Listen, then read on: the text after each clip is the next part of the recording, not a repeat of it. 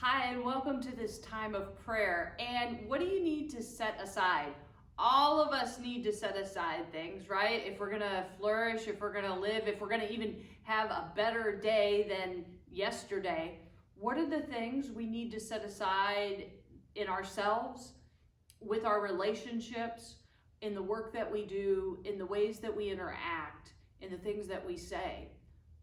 What are the things we need to set aside? So for today, I've got Colossians, the 3rd chapter, verses 8 through 11.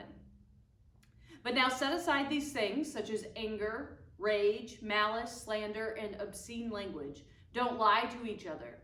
Take off the old human nature with its practices and put on the new nature, which is renewed in knowledge by conforming to the image of the one who created it.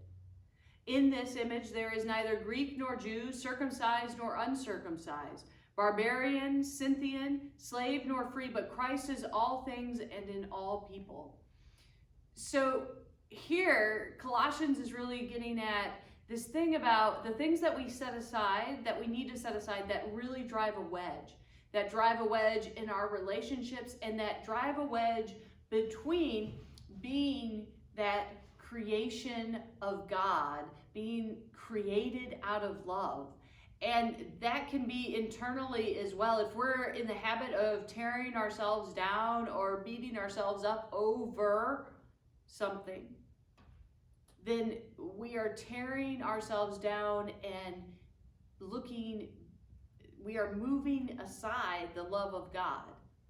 And so what are the things we need to set aside so that we don't move away from that love of God? In fact, that we bring it in. We set aside things over here so we can have that love of God. We can feel that as part of our identity. We know it as part of who we are, and then we interact accordingly.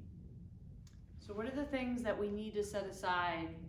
We need to try starting right now. What are the things that you're like, yeah, no, I need to, so that we can be connected to God, to one another, and more fully who we are?